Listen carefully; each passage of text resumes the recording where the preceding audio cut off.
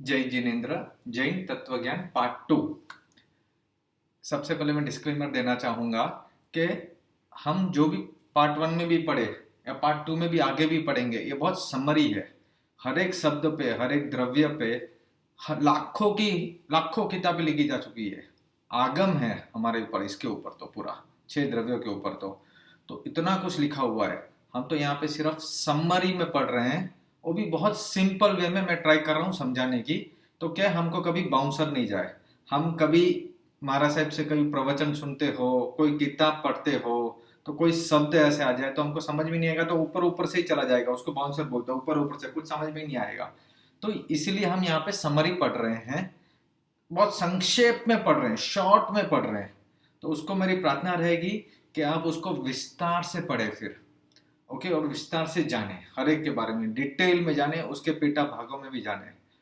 ये तो सिर्फ एक जानकारी के लिए, जैसे कोई अभी इंडिया बोले तो हमको इंडिया का नक्शा याद आ जाता है, वर्ल्ड बोले तो वर्ल्ड का नक्शा पूरा याद आ जाता है। तो वैसे ही कभी ये शब्द आए तो आपको जो बेसिक जो तत्व है वो समझ में आ जाए, इसलिए हम इसको चालू कर रहे हैं। चलो, अभी हमने 6 द्रव्य तो सब पढ़ लिए। अभी हम जीव पे पढ़ते हैं। इसको भी 2 डिवीजन में कर सकते हैं, जीव और अजीव।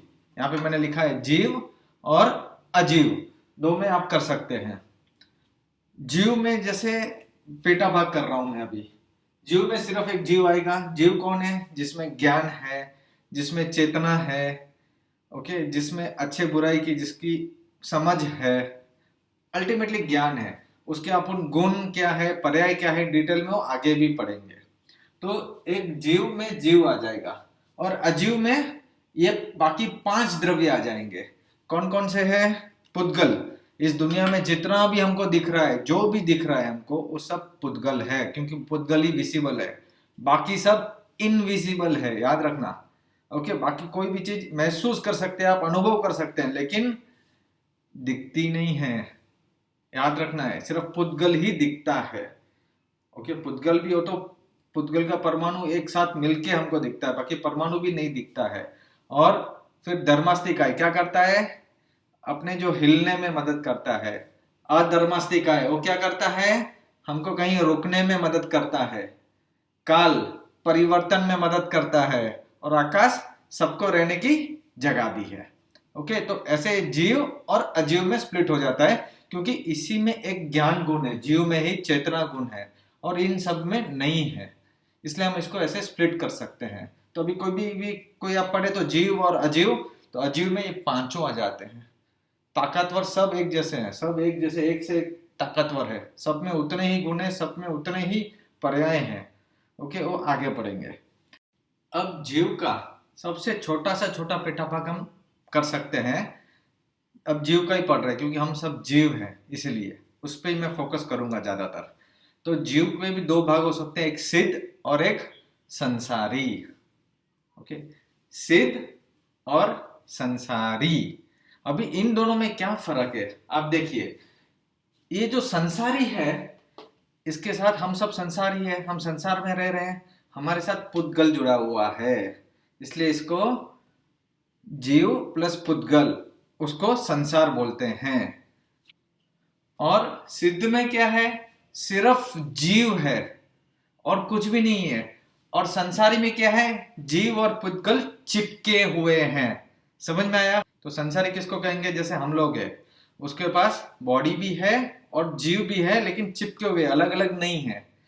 Table, chair, computer, fan, AC, TV, ये सब अलग अलग है, तो पुद्गल ही है। वैसे ही अलग से एक जीव है, उसको बोलते हैं सिद्ध है। सिद्ध। ओके, इतना समझ में आ गया? उसमें सिर्फ जीव है, और यहाँ पे संसारी में जीव और पुद्गल है। मैं बार बार रिपीट कर रहा हूं, क्योंकि बहुत इंपॉर्टेंट पॉइंट है। पूरे जैनोलॉजी का सार क्या है? हमको सिद्ध करना है। सिद्ध क्या करना है? मैथमेटिक्स में आता है ना, x plus Y equal to 10, prove it, if x is this much, y equal to, आप प्रूव करो। ओके, उसमें संस्कृत में क्या बोलते हैं उसको, हिंदी में क्या बोलते हैं? सिद्ध करो। क्या सिद्ध करना है? कि इसमें जीव अलग है और पुद्गल अलग है। क्या सिद्ध करना है? ये संसारी में जीव अलग है और पुद्गल अलग है। ये सिद्ध करने का नाम ही जैनोलॉजी है। क्या है? यही सिद्ध करना है हमको कि ये डिफरेंट है और ये डिफरेंट है। ओके, ये दोनों अलग अलग है, इसी को प्रूव करना है हमको। इसी का नाम जैनोलॉजी है। ये अलग होते हैं, ये सिद्ध हो जाते हैं, ये पुद्गल पुद्गल में चला जाता है। ओके, इतना बड़ा साइंस है। इसी में पूरे जो 14 गुणस्थानक में बोल रहा हूं वो स्टेप्स है, उसमें बताया गया है कि कैसे अलग हो सकता है, कैसे एक प्रोसेस है। फॉर एग्जाम्पल, ओके, दूध में घी है क्या? है, लेकिन कहाँ है? उसका एक प्रोसेस है ना, दूध से घी बनने का एक प्रोसेस है। उस पत्थर में सोना है कहाँ है? लेकिन वो पत्थर को एक प्रोसेस करने से, उसको साफ करने से, अग्नि में तपाने से वो सोना बनता है, सोना निकलता है उसमें से, है। ओके, वैसे ही जीव और पुद्गल को भी अलग किया जा सकता है। उसी का नाम, प्रोसेस का नाम है चौथ गुणस्थानक। और ये प्रोसेस कौन कर सकता है? सिर्फ जैन लोग कर सकते हैं? नहीं, इसमें कोई भी दर्शन वाले, पहले जमाने में दर्शन हुआ करते थे, आज रिलीजन बोलते हैं, हिंदू, मुस्लिम, सिख, ईसाई, जैन, पहले में दर्शन बोलते थे पहले जमाने में। नास्तिक, जो भगवान को नहीं मानने वाला, एक आत्मा को मानने वाला, वैसे बताए जाते थे। तो वो भी हम पढ़ेंगे आगे। तो जो कोई भी हो, आज के रिलीजन में भी कोई भी हो, चाहे हिंदू हो, मुस्लिम हो, क्रिश्चियन हो, सभी लोग सिद्ध हो सकते हैं। अगर ये प्रोसेस करते हैं और सिद्ध बनते हैं तो सभी लोग सिद्ध हो सकते हैं। तो ऐसा नहीं कि सिर्फ जैन ही बनेगा। जैनोलॉजी में एक बहुत अच्छा है कि उन्होंने प्रोसेस बहुत अच्छा बताया, अचूक बताया है, बहुत ही परफेक्ट उपाय है। अगर वो प्रोसेस करने से हम सिद्ध बन जाते हैं। बाकी सब में वो अचूकता नहीं है, वो भी हम डिस्कस करेंगे आगे। आगे बढ़ते हैं। अभी आपको दूसरा प्रश्न आएगा कि इसमें प्रश्न आएगा, तो अगर सिर्फ जीव को अलग कर दिया, पुद्गल को अलग कर दिया, फिर तो संसारी नहीं रहेंगे, बरोबर है? जी सिद्ध संसारी नहीं है। वो सिद्ध कहाँ है? अव्यवहार राशि में भी नहीं है, नहीं जाते हैं, और व्यवहार राशि में भी संसार में नहीं रह के वो बीच में एकदम टॉप ऑफ व्यवहार राशि के टॉप में जाके वहां, बस वहां 6 द्रव्य है। लेकिन वहां पे फिर काल नहीं होता है, वो हम बाद में पढ़ेंगे। तो वहां पे जाके स्थिर हो जाते हैं, सिद्ध शिला पे हम बोलते हैं, वो भी हम पढ़ेंगे। तो संसारी जीव का प्रोसेस, जैनोलॉजी का प्रोसेस क्या है? हमको इस पुद्गल से अलग होना है, वही प्रोसेस है जैनोलॉजी का। ओके, घी निकालना है तो दूध को प्रोसेस करना पड़ेगा, सोना निकालना है तो पत्थर को प्रोसेस करना पड़ेगा। ये मैं बार बार रिपीट कर रहा हूं। अभी दूसरा प्रश्न ये आएगा कि संसारी अगर सिद्ध हो गए तो फिर क्या मजा है? उसमें क्या है?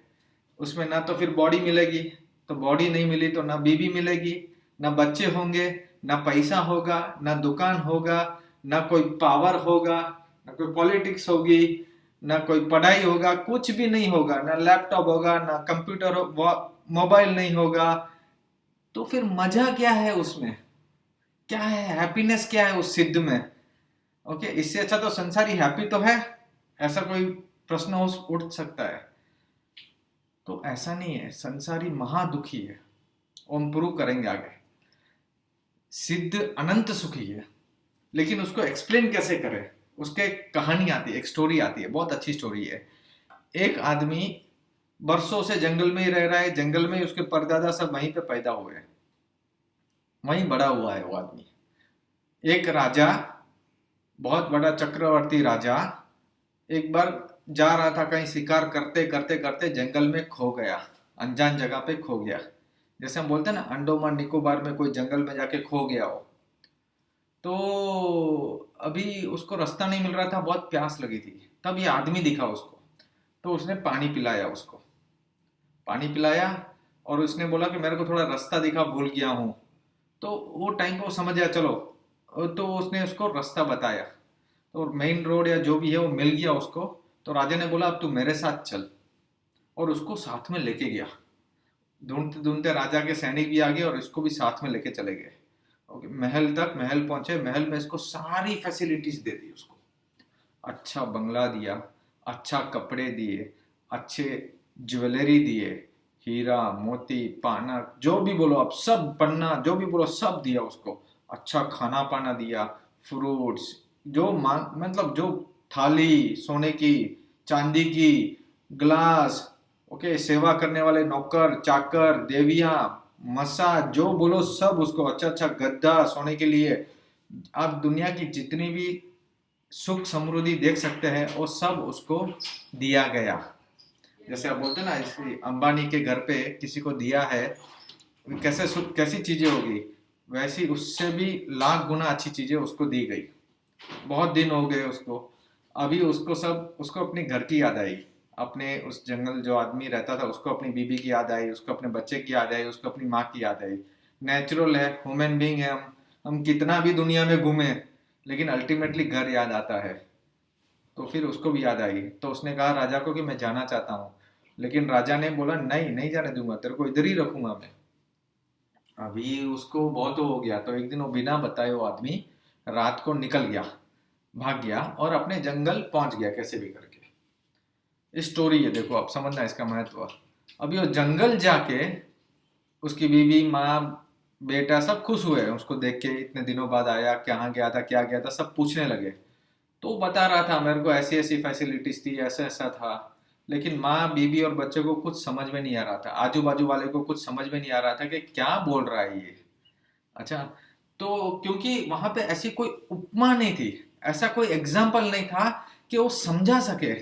ओके, वो थाली बता रहा है कि ऐसी ऐसी इससे भी अच्छी थाली, तो उसकी बीवी बोलती है इससे भी अच्छी कोई थाली होती है क्या, इससे भी अच्छी कोई चम्मच होती है क्या, जंगल में जो है चम्मच। ये उसको कैसे समझाए। वो बोलता है कैसी सुगंध थी, तो उसका बेटा बोलता है देखो गटर के पानी की जो सुगंध आ रही है, आहा, इससे भी अच्छी कोई सुगंध होती है क्या।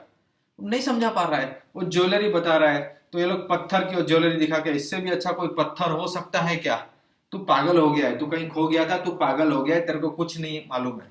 वो लोग उल्टा इसको बोलने लगे। अभी इसको मालूम है पागल नहीं है, इसका अनुभव हुआ है उसको, उसने एक्सपीरियंस भी किया है उसको। अभी लेकिन बता नहीं पा रहा है, क्यों, क्योंकि शब्द लिमिटेड है, शब्द ज्यादा नहीं है उसके पास वो बताने के लिए, और वो चीजें भी नहीं है जिसका उपमा दे सके। ठीक वैसे ही मोक्ष का सुख कैसा होता है उसके लिए शब्द नहीं है। तीर्थंकर भगवान ही नहीं बता पाए कि सुख कैसा होता है मोक्ष का। वो भी बहुत एक्सप्लेन किए, बहुत उपमाएं दी, लेकिन बता नहीं पाए एग्जैक्टली कि कैसा सुख होता है।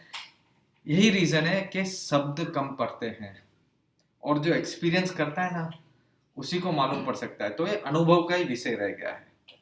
फॉर एग्जाम्पल इसको और एक चीज से समझते हैं।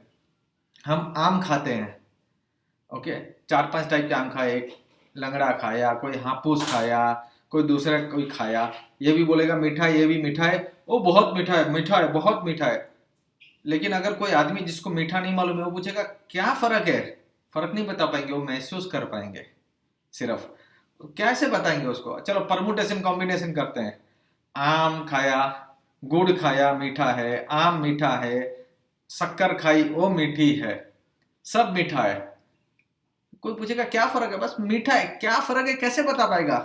ज्यादा ज्यादा उसके पास शब्द मिलेंगे, अच्छा बुरा, थोड़ा कम, थोड़ा ज्यादा, वैसा शब्द है। लेकिन उससे ज्यादा कोई टेक्निकल में जाएगा तो टेक्निकल का कोई कोड वर्ड दिखा देगा, फिर उससे ज्यादा नहीं दिखा सकते क्योंकि उसकी लिमिटेशन है। ठीक वैसे ही उसका सुख समझना है, सिद्ध का कैसा अनंत सुख होता है, कैसा होता है, अनंत सुख होता है, अनंत वैर्य होता है, हिम्मत होती है, अनंत ज्ञान होता है, अनंत दर्शन होता है। और कब तक रहेंगे सिद्ध, अनंत काल तक रहेंगे। अनंत समझाया था मैंने, जिसका कभी अंत नहीं होने वाला है, कभी खत्म नहीं होएगा टाइम, वैसा अनंत काल तक सिद्ध ही रहेंगे। तो आगे जब हम संसार भावनाएं 12 भावनाएं भी पढ़ेंगे ना, तब हमको समझ में आएगा कि संसार में कितना दुख है और सिद्ध में कितना सुख है। तो इस प्रोसेस को अलग करना ही काम है। सोना होता, फिर और एक प्रश्न आता है, एक बार अगर सिद्ध बन गए तो इसमें जाएंगे, संसारी हो जाएंगे क्या, तो नहीं होंगे। आपको सिर्फ संसारी से सिद्ध हो सकते हैं, लेकिन सिद्ध से संसारी वापिस नहीं हो सकते हैं। फॉर एग्जाम्पल अगर सोना निकल गया पूरा, आपने साफ सफाई करके पूरा चमका दिया उसको, डायमंड को चमका दिया, फिर उसको फिर से आपने मिट्टी के अंदर छुपा दिया, तिजोरी में छुपा दिया, तो फिर से वैसा हो जाएगा, नहीं होगा। वो एक बार साफ हो गया, एक बार निकल गया, बस अभी वो फिर से नहीं बनेगा। तो इस पुद्गल और जीव को अलग करना ही, ये प्रोसेस का नाम ही पूरा जैन दर्शन है। ओके, हमको हमारे स्वभाव में जाना है, हमको सिद्ध होना है, वही जैन दर्शन है। तो हम सिद्ध का वापस, अगर जो भगवान हो जाते हैं, इसी का नाम भगवान है, सिद्ध का नाम। और जो एक बार भगवान हो जाते हैं वो वापस संसार में नहीं आते हैं, वो वापस संसार में अवतार नहीं लेते हैं। कंट्रोवर्सी मत करना, अवतार कौन लेता है आगे मैं बताऊंगा, जब हम चार गति पढ़ेंगे, जब इसको चार डिफाइन करेंगे तभी। लेकिन सिद्ध अवतार नहीं लेते हैं या भगवान हो जाते हैं, अनंत काल तक बस अपने में रहते हैं। ओके, इसी के साथ अपन अभी पार्ट 3 में आगे पढ़ेंगे। जय जिनेन्द्र।